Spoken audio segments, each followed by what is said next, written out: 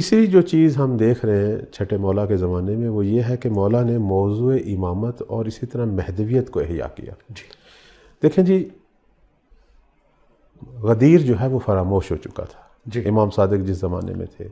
غدیر فراموش ہو چکا تھا. اس کے بعد سقیفہ بپا ہوا، اس کے بعد جو ہے وہ خلافت بپا ہوئی، اور یہ جو مسائل چلے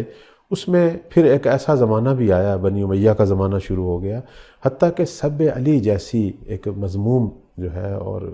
یوں سمجھے کہ ظلم جو ہے اہل بیت پر اور اہل حق پر، اس طرح کی جو ہے وہ حکومتی ظالمانہ اقدامات بھی شروع ہوئے کہ وہ ہستی جسے پیغمبر نے اپنے بعد خلیفہ بلا فصل قرار دیا تھا، اب ایک ایسا زمانہ گزر رہا تھا کہ حاکموں کی طرف سے نعوذ باللہ ان پر سے جو ہے وہ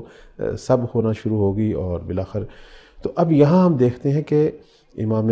صادق علیہ السلام نے جب ان کو فرصت ملی، مثلاً جب بنی امیہ کا زوال تھا اور بنی عباس کی حکومت شروع ہو رہی تھی اور یہ دو خاندان اور ان کے جو اطرافی جو ہے وہ آپس میں لڑنے میں مصروف تھے، تو اب یہاں ایک میدان جو ہے مولا امام صادق علیہ السلام کو ملا جہاں انہوں نے اصل دین کو احیا کیا، جہاں انہوں نے تفسیر قرآن کو احیا کیا، جہاں انہوں نے سنت رسول کو احیا کرنا شروع کیا، وہاں انہوں نے موضوع امامت بھی شروع کیا. اور اس حوالے سے آپ دیکھیں کہ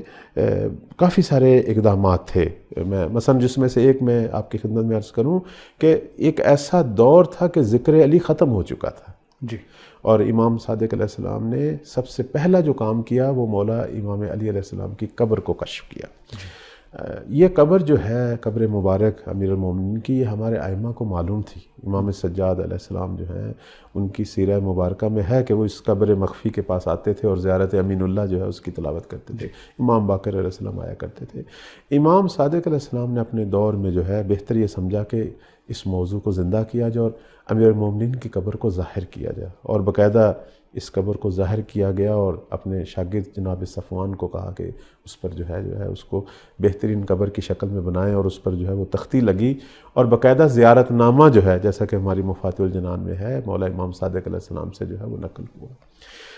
تو اب ہم یہاں جو ایک اہم چیز جو دیکھ رہے ہیں وہ یہ ہے کہ مولا نے صرف امیر المومنین کی قبر کو ظاہر نہیں کیا اور ان کے زیارت نامہ اور ان کی زیارت کی طرف لوگوں کو توجہ نہیں دلائی، بلکہ لوگوں میں علل اعلان کہنا شروع کر دیا کہ رسول اللہ کے بعد اگر کوئی ہستی امام ہے مسلمانوں کی وہ امیر المومنین ہے. سب سے پہلے اعلانیہ جو اظہار ہوا وہ امام صادق کی طرف سے. میں یہاں ایک روایت کی طرف اشارہ کروں گا کہ یہ روایت ہمارے منابع میں ہے کہ راوی یہ کہتا ہے کہ حج کے دنوں میں امام صادق علیہ السلام جو ہے وہ مینا میں گئے، اور آپ کو معلوم ہے کہ مینا کے اندر کس طرح مجمع ہوتا ہے، کس طرح لوگوں کی تعداد ہوتی. تو اب امام جو ہے ایک بلند جگہ پہ کھڑے ہوئے، اور ظاہر ہے وہاں پتہ چلا سب کو کہ فرزند رسول خطاب کرنے والے ہیں، تو بڑی دنیا جمع ہو گئی. اب ظاہر ہے اس زمانے میں کوئی سپیکر کا تو دور تو نہیں تھا. امام ایک بلند جگہ پہ کھڑے ہو گئے اور ان کے چاروں طرف جو ہے وہ مجمع تھا، اور امام نے چاروں سمت جو ہے باری باری 3 دفعہ یہ جملے کہے جو ابھی میں آپ کی خدمت میں بیان کرنا چاہتا ہوں. یعنی یوں سمجھیں کہ 12 دفعہ مولا نے اس کا اظہار کیا، یعنی ہر طرف 3 بار کہا. 3 بار سامنے کی طرف، سب لوگ سن لیں. 3 بار سامنے کی طرف، 3 بار دائیں طرف، 3 بار بائیں طرف، اور 3 بار پیچھے کی طرف رخ کر کے باقاعدہ مولا نے ایک دفعہ مکمل کیا، پھر دوسری دفعہ کیا، اور پھر تیسری دفعہ، یعنی 12 دفعہ یہ جملے کہے جو ابھی آپ کی خدمت میں بیان کرنے لگا ہوں. فرماتے ہیں کہ ایھا الناس، اے لوگوں سنو، الامام بعد رسول اللہ علی ابن ابی طالب. اے لوگوں سنو کہ رسول اللہ کے بعد امام جو ہیں وہ امیر المومنین علی ابن ابی طالب ہیں. پھر فرمایا ثم الحسن ثم الحسین ثم علی ابن الحسین ثم محمد ابن علی، یعنی 5ویں امام تک سب کے نام لیے، اور اس کے بعد اشارہ اپنی طرف رخ کر کے کہا، اور اس کے بعد فرمایا کہ انا. یعنی یہ جو موضوع امامت اور امیر المومنین کو بے عنوان خلیفہ رسول بلا فصل، یہ جو موضوع امامت ہے اس کو مولا نے مثلا مینا کے مقام پر جہاں تمام طرف کے حاجی، تمام شہروں کے لوگ، اب وہ ظاہر وہ سارے کچھ شیعہ تھوڑے تھے مختلف مسالک کے، لیکن حجت تمام کر رہے ہیں مولا، اور سب کی خدمت میں ہے.